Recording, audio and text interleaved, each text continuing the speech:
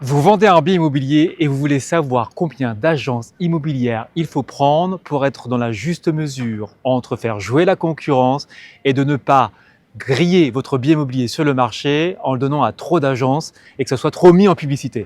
C'est la réponse d'aujourd'hui et à savoir combien d'agences.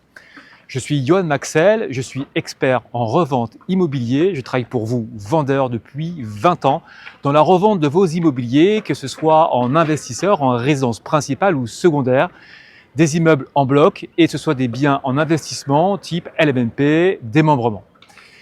La question d'aujourd'hui, combien d'agences dois-je prendre pour vendre mon bien immobilier, pour mettre en compétition suffisamment ces professionnels pour que ça reste dynamique et de ne pas me retrouver planté, en même temps de ne pas faire griller mon bien immobilier sur le marché aux yeux des investisseurs.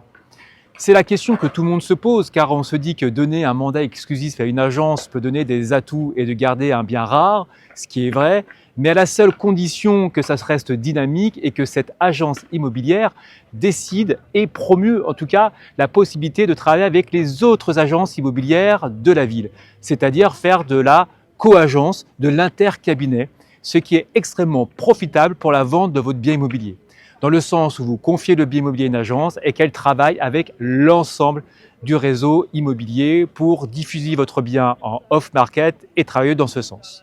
Malheureusement, c'est rare ou en tout cas pas assez commun aujourd'hui pour que ce soit le cas. Quelques agences le font, quelques sociétés le font comme nous pour permettre aux vendeurs de pouvoir vendre rapidement et au meilleur prix. Car c'est important avant toute chose, c'est que votre bien reste rare aux yeux des acheteurs pour qu'ils puissent se dire qu'ils fassent une bonne affaire et en même temps que ce bien n'a pas été vu par tout le monde. C'est quand même une émotion qui est importante d'avoir un bien qui soit rare et unique pour soi, soit pour investir, soit pour y faire sa résidence principale et peut-être pouvoir en tout cas y installer sa famille. Donc combien d'agences ? Si vous n'avez pas cette agence qui est en capacité d'avoir ce modèle économique comme nous.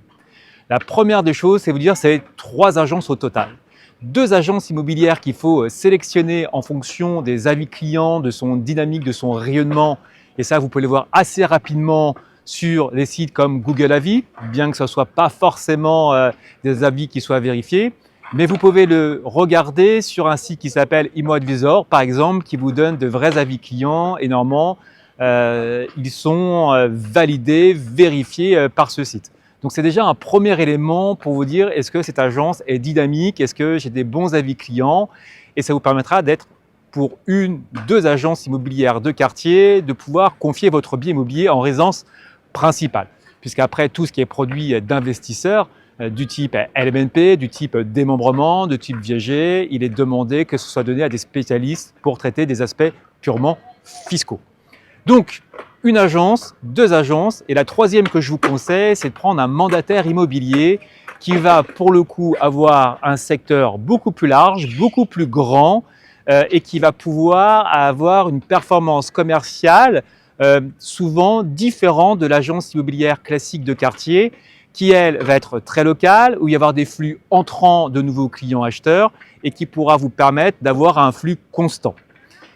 Ensuite, je vous conseille aussi, en fonction du bien immobilier que vous avez, c'est de pouvoir aussi choisir un 4e partenaire auquel on pense peu, c'est le chasseur immobilier.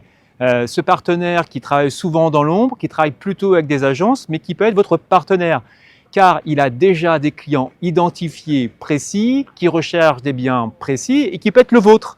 Donc il ne faut pas l'ignorer. Lui, souvent, ne va pas diffuser sur les annonces immobilières type Soléger ou Le Bon Coin, mais est déjà mandaté par des acheteurs.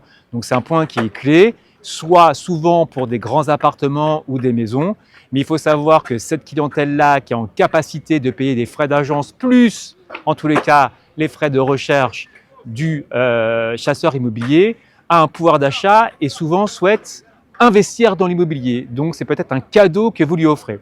Voilà, vous savez aujourd'hui combien d'agences il faut réaliser. Il y a un 4e bonus qui est ce chasseur immobilier pour vous permettre d'être performant, d'être dynamique dans votre vente immobilière. Après, si vous ne souhaitez pas vous en occuper, vous souhaitez que tout le montage administratif, juridique, suivi notaire, la gestion des agences soit réalisé pour vous, résidence principale, secondaire, ou bien si c'est un investissement immobilier, vous pouvez me contacter. Avec nos équipes, nous pourrons dans tous les cas vous rendre ce service et vendre rapidement au meilleur prix. Si vous avez des commentaires, n'hésitez pas à les laisser ci-dessous la vidéo. Si vous avez aimé, likez, partagez. Je vous dis à bientôt et prenez bien soin de vous. À bientôt.